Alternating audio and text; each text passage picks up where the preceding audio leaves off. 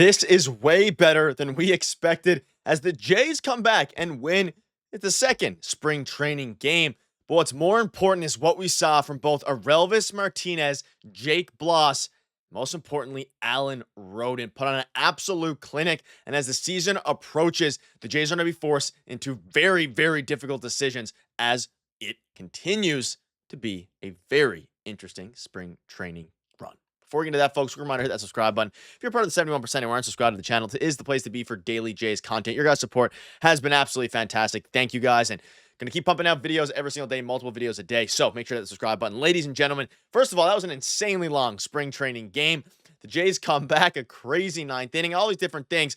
But I want to focus on, it's way better than expected. Not only, of course, the Jays spring training team, but the results of the spring training games do not matter. What matters is what we're seeing from individual players as we are about a little bit a month away from spring training. And we're going to be focusing on Alan Roden today because he is a guy that Ross Atkins came out and said prior to the season is going to be the one pushing the hardest for his spot on this team.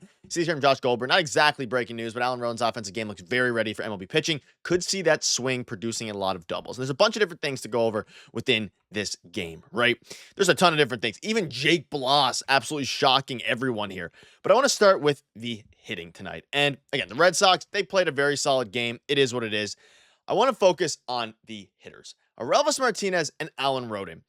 And this is early in spring training, right? Roden in 3 at-bats had 2 extra base hits. Orelvis Martinez in 4 at-bats with a home run, an extra base hit, and a walk. And the reason I want to bring this up, now looking at Alan Roden, again, coming into this game, and I'm going to get into Orelvis Martinez as well. Orelvis looks fantastic, and I do think that he has a very good chance to break camp and actually fight for a DH/third base spot. Now, obviously, his defense, like we discussed yesterday, is something to withhold in the sense of it's not very good at all.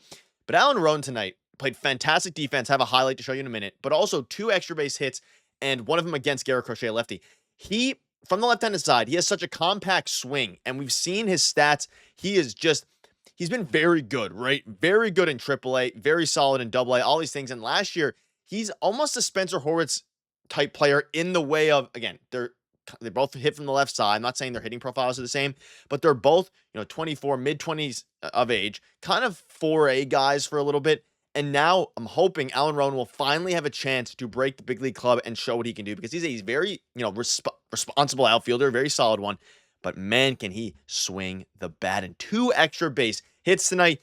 And when you're starting to look at what Alan Roden can actually bring to this team, it's going to be very, very exciting. And the reason for that is the Jays at this point are still 1 bat away, right? There's no doubt about it. They're 1 bat away. I don't think Alan Roden is going to be the guy. I mean, Avery spoke about it on our video with prospects. He's going to put up a 1,000 OPS, a 900 OPS. He's going to be responsible, 750 to 850 OPS guy if things work out.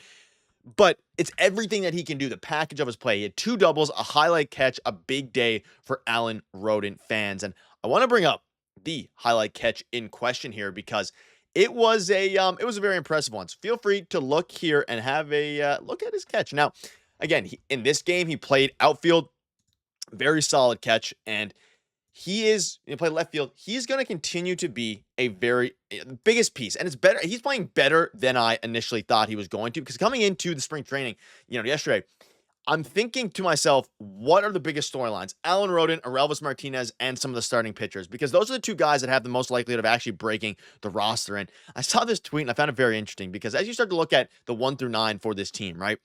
If you go out and if everything works out, and obviously the likelihood of this actually happening this year is fairly low because this has Orelvis at third and Alan Roden in left field with Santander DHing, because we know that Santander is not a very good outfielder, but he's a very good hitter, whereas Alan Roden is a very solid outfielder. And if he can get his back going, his profile is pretty well to a leadoff spot. I mean, he has a 400 OPS in AAA last year. Like, he is a guy, he screams Toronto Blue Jay when it comes to what players that Ross Atkins likes, all these different things.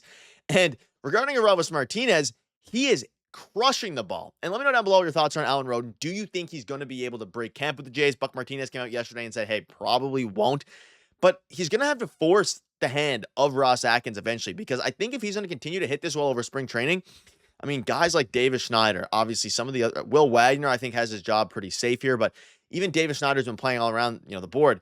If the Jays would rather a guy to see the upside of Alan Roden, it becomes very interesting. And as it pertains to Orelvis Martinez, hit another rocket today. He just looks really good. And if he hit obviously a double tonight or this afternoon, sorry, if he could get his glove right, he would be fantastic. But I still think there's somewhere, and there's a case to be made surrounding Orelvis at the DH spot to start the year. I mean, if you have Santander in left, of course, Varsho in center, assuming he's healthy. If not, of course, Joey Lapafrito, George Springer in right, and the DH spot is kind of up in the air. You throw Orelvis Martinez there against lefties, I think we know he mashes lefties, hit another hit off Garrett Crochet. Like, Garrett Crochet is a very solid pitcher as well, and he was, making the opposing team, making the Jays work a little bit, but the Jays still did a decent job. Got 3 hits, albeit one of them was a from RJ Shrek, was an infield single. Very interesting, right? And at this point, I mean, the fact that the Jays came back in this game was, of course, it was nice to see. I don't really care whether the Jays are winning or losing. I care about plays like this, seeing baseball again, and showing some of the versatility from some guys like Roden, the guys who are actually trying to break camp, and of course, Orelvis Martinez. So let me know down below who impressed you the most in today's game. Of course, towards the end of the game, we saw a bunch of different players. By really the 5th or 6th inning, it was a it was a bit of a slogfest to get through it. However, it is very interesting. Also, shout out to Cutter Coffee. The player we got back for Danny Jansen, an absolutely masterclass of a game, drove in the game winning hit, RBI. I think it was a single or double. There was just so many hits in the inning there. He was a 2nd round pick in 2022. That was in the Danny Jansen trade, in case you're wondering. So shout out to Cutter Coffee for that. Really played well. 2 hits in the night. So one other thing I want to go over here, and this one is pretty exciting because it is in the sense. And one thing I want to show you guys as well, of course, Yari Rodriguez. We'll go over the pitchers before we get into Jake Bloss here.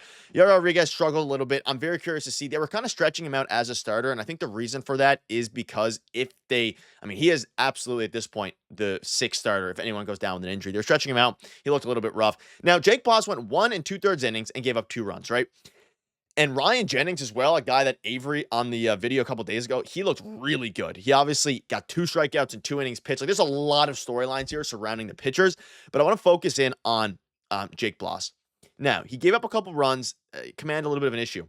Ladies and gentlemen, Jake Bloss touched 98 miles an hour. Between the minors and majors last year, Jake Bloss had 1 pitch tracked at 96 plus. So getting up to 98 feels pretty significant if accurate. And we believe it is. He threw 97 and 98 miles per hour. And did it translate to success? Not necessarily, but boy, oh boy, is that exciting to see. I mean, if Jake Bloss, the Jays, top 3 prospect, we covered, he was there, I believe, on Baseball America, he was their top prospect in the top 100 list at 64. Correct me if I'm wrong with that. I think it was Baseball America. 98 miles an hour, ladies and gentlemen. And these are the things that you watch spring training games for. It's for the increased velocity, the increased strength from this players. Roden having an improved swing. Orelvis Martinez's play has been looking better. He walked in the 1st inning, so I don't think his double was off Garrett Crochet, but he walked in the 1st inning, then got a hit in the next at bat and got a double. All these things are what plays. And obviously, again, I see you guys in the comments, like, I'm not overreacting necessarily over the fact that, Orelvis had a great spring training game, Roden. I think it's the fact that a culmination of the offseason training that they did has started, and that they've done has started to look really good. And you can talk about Jake Bloss hitting 98 miles an hour. Boy, oh boy, if he can continue to even touch close to that, it's going to be absolutely filthy, because this is the highest he's ever had. I'm sure they're going to ask a lot about it. So let me know down below what your thoughts are. We're going to keep pumping out videos for you all on the latest updates, as well as the post-game videos. If you're enjoying them, make sure to hit that subscribe button, because the season's inching closer and closer, and I'm just happy baseball is back. Thank you guys for watching. Cheers.